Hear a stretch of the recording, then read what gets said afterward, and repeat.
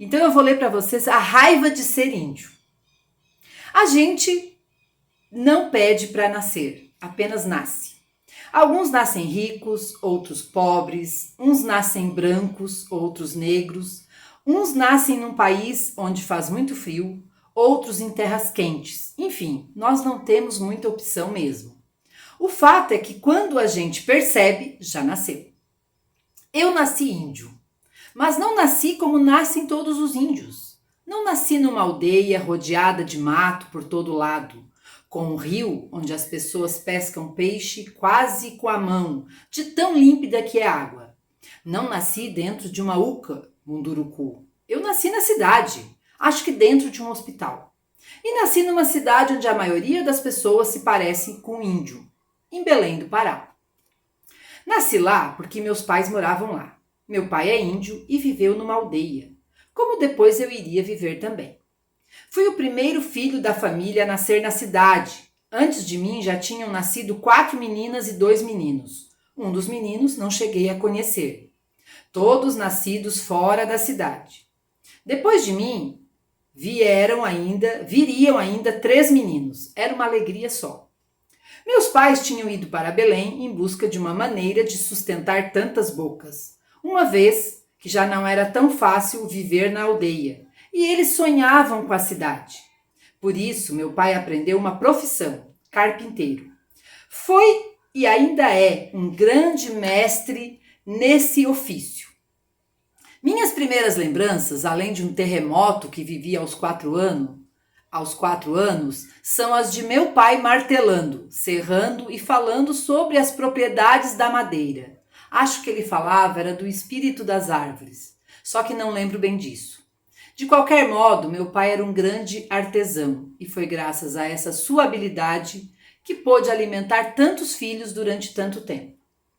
Nós sempre moramos na periferia de Belém. Nossa maloca não era nossa e muitas vezes tivemos que mudar de lugar, de casa e de bairro. Foi uma época bem sofrida. Meus irmãos tiveram que ir trabalhar na cidade para ajudar nas despesas. Eu mesmo fui vendedor de doces, paçocas, sacos de feira, amendoim, chopp. É um suco colocado em saquinhos plásticos congelados. Em São Paulo chamam de geladinho. Fazia tudo isso com alegria. Eu era uma criança que gostava de fazer coisas novas. Só não gostava de uma coisa, que me chamassem de índio. Não, tudo menos isso. Para meu desespero, nasci com cara de índio, cabelo de índio, apesar de um pouco loiro, tamanho de índio. Quando entrei na escola primária, então, foi um Deus nos acuda. Todo mundo vivia dizendo, olha o índio que chegou à nossa escola. Meus primeiros colegas logo se aproveitaram para colocar em mim o apelido de Aritana. Não preciso dizer que isso me deixou fulo da vida e foi um dos principais motivos das brigas de rua nessa fase da minha história. E não foram poucas brigas, não. Ao contrário, briguei muito e, é claro, apanhei muito também. E por que eu não gostava que me chamassem de índio? Por causa das ideias e imagens que essa palavra trazia. Chamar alguém de índio era classificá-lo como atrasado, selvagem, preguiçoso.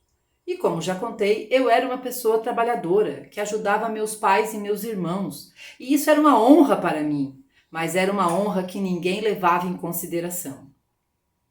Eu ficava muito triste porque meu trabalho não era reconhecido. Para meus colegas, só contava a minha aparência, e não o que eu era e o que eu fazia.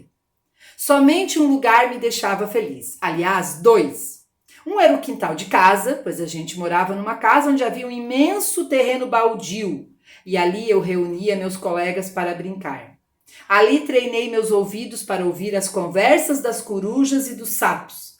Ali me refugiava quando queria ficar sozinho e pensar nos conhecimentos que estava adquirindo, os primeiros livros que estava começando a ler. Ali comecei a jogar futebol nos campos improvisados que a gente fazia. Havia, porém, um outro lugar maravilhoso, para onde sempre fazia questão de ir. Para este lugar, entretanto, eu não podia ir sozinho, tinha que ser levado, porque ficava longe da cidade. Era nossa aldeia familiar em Maracanã.